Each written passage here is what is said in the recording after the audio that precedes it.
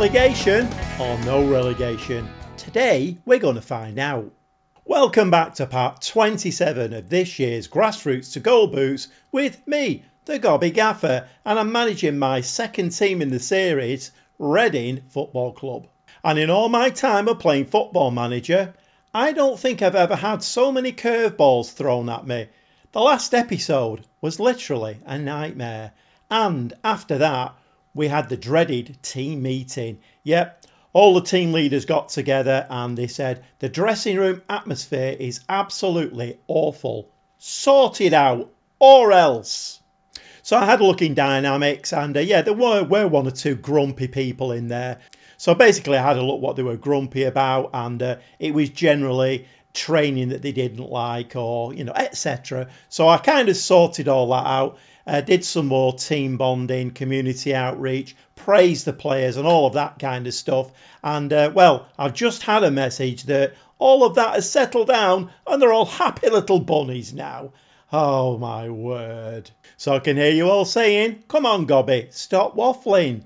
At the beginning you said relegation or no relegation. Are things that bad? Well, let's have a look, shall we? I got my thinking cap on, and as I said at the end of the last episode, I didn't know whether the Gegenpress was suitable for the team that I'm assembling here. It is quite a young team, and although they do have the stamina to carry out a Gegenpress, they don't really have the knowledge. So changed it completely, and we're now playing a custom wing play. I have two versions of it set up. One's a bit more defensive, one's a bit more attacking. But actually, it does seem to have made a big difference.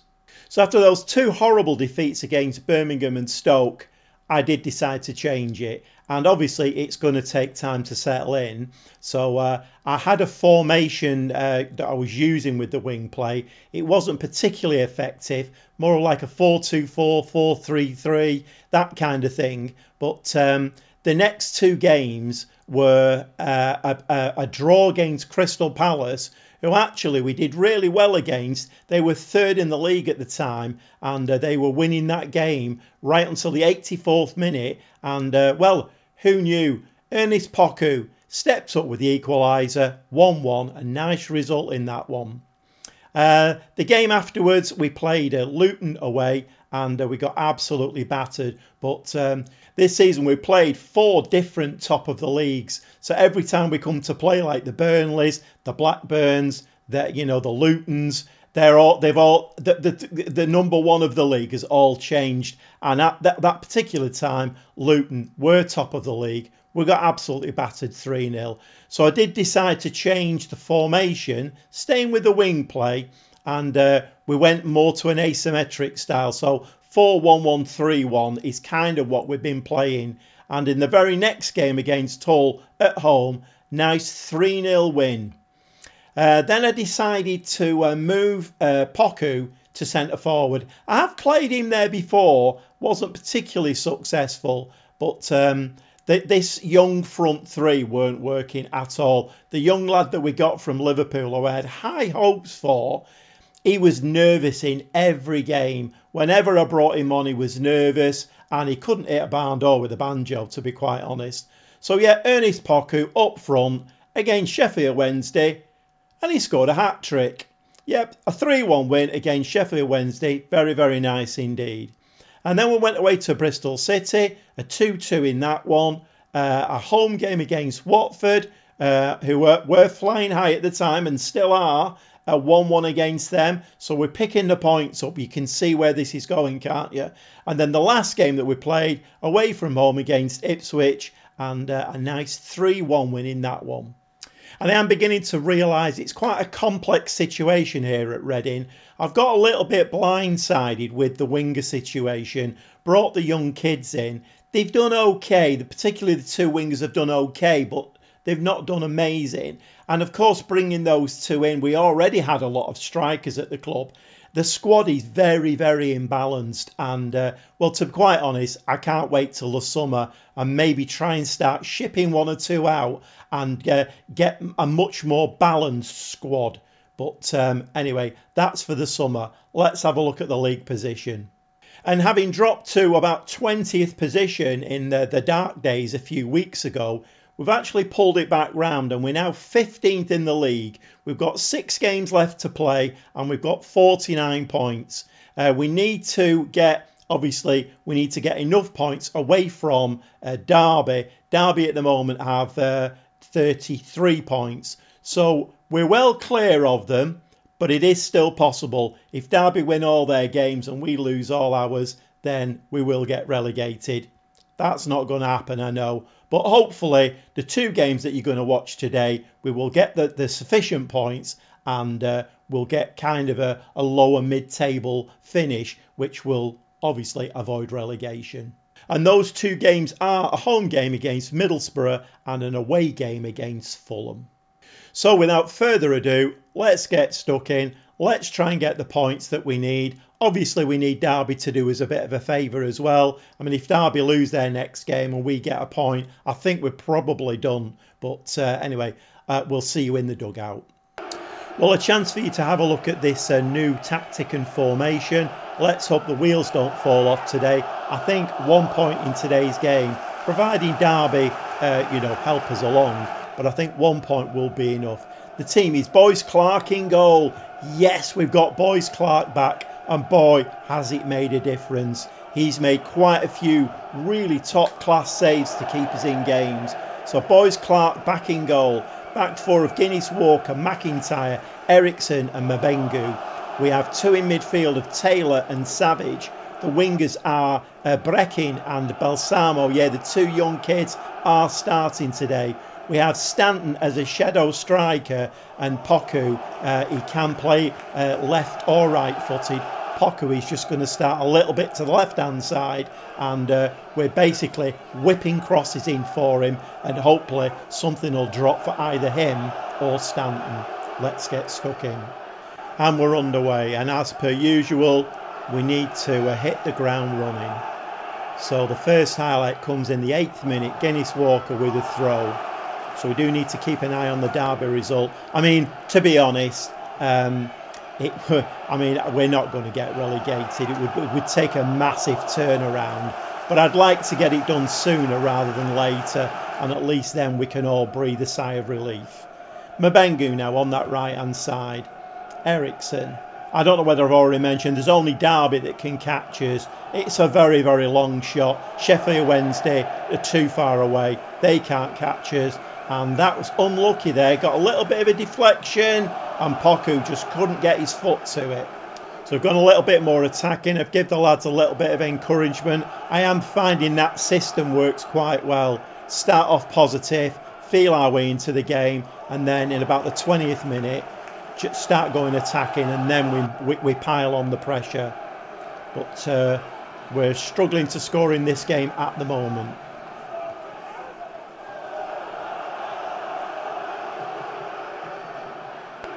And Savage there, kind of doing his best to make a complete and utter mess of that. Guinness Walker now, back to Savage again. Savage does this time make a complete mess of it. So now Middlesbrough I get the chance to come away and mount an attack. But a ball there, loose ball picked up by Ericsson. And thought we were going to lose the ball there. Stanton now to the young kid Balsamo. Balsamo now back to Mabengu. Those two work really well on that right hand side. Taylor, Balsamo, and that was unfortunate for the young kid. And we are seeing a little bit of an experience from these young lads.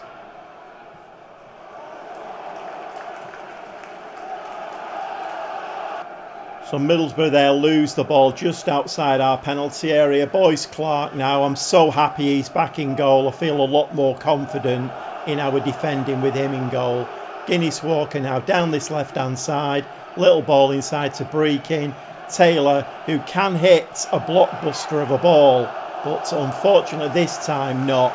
And we seem to be in a bit of a passage here of play where the ball is changing hands an awful lot. Can we get that white round thing between the 2 white sticks? Please and thank you. That would be absolutely marvellous. Breckin now. Ball in there. And that bobbles about again and doesn't hit the back of the net. Guinness Walker now outside to Mabengu. Come on, lads. 3 points here.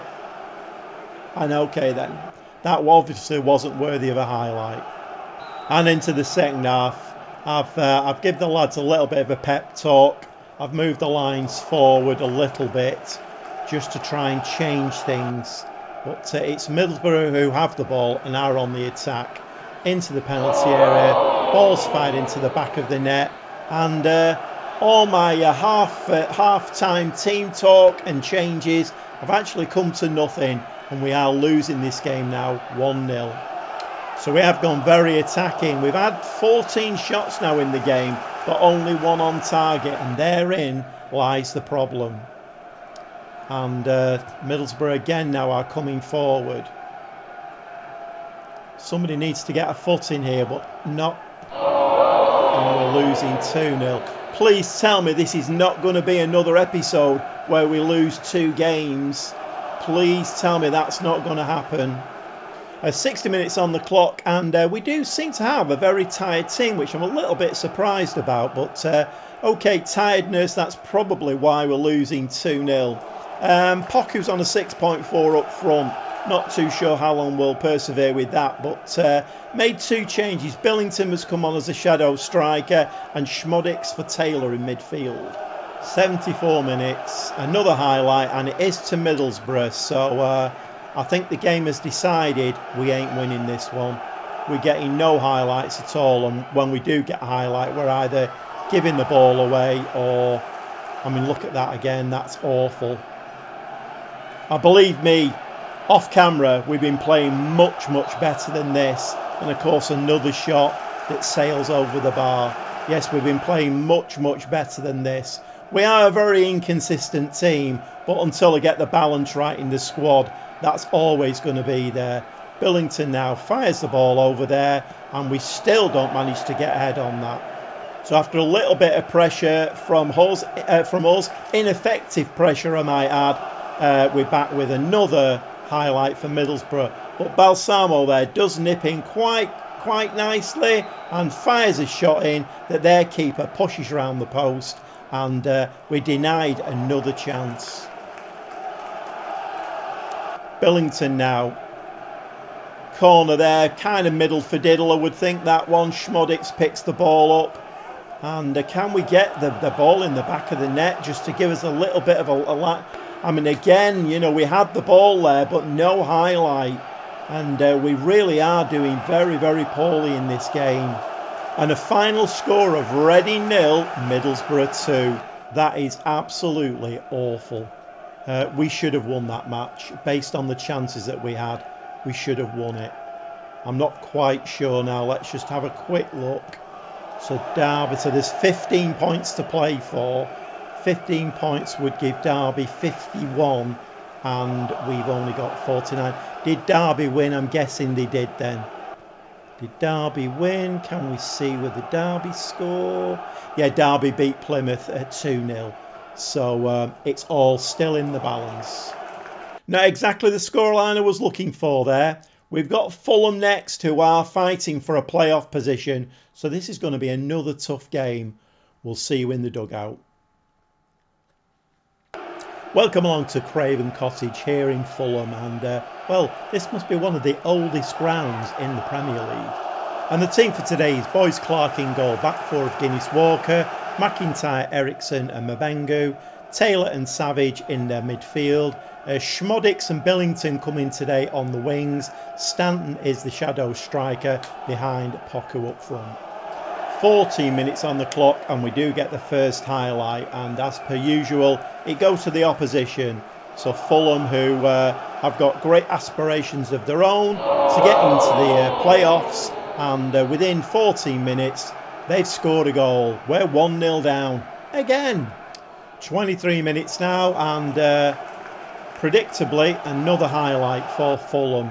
Very wayward ball there. McTominay now is picking that loose ball up. This is going to get fired across, and that's in the back of the net, and we're 2-0 down. So I'm not quite sure what's going on here. Off camera, this team was performing really well, and now on camera, well, they seem very camera shy.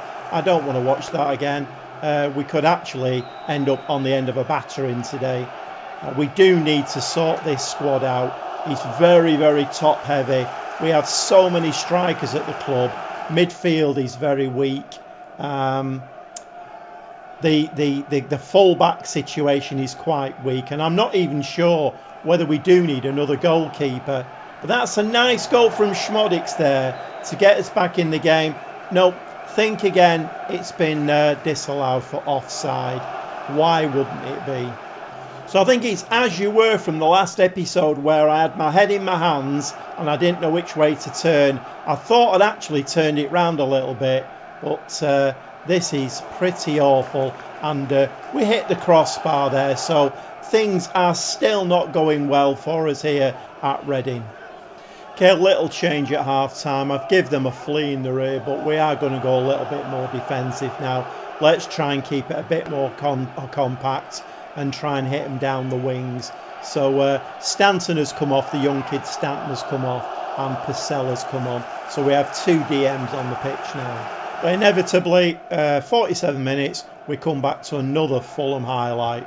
So we're getting absolutely ripped to bits with it's 3-0. And once again, my half-time team talk and my half-time changes have, come to absolutely nothing. We're 3-0 down at Fulham now. 61 minutes, 3 more changes, changed both my wingers. The young kids Brecken and Balsamo have come on, and Morrow has come on up top. I literally have no idea what's happened to Poku. Off camera, he was just firing hat-tricks in, and now he can't hit a bando with a banjo.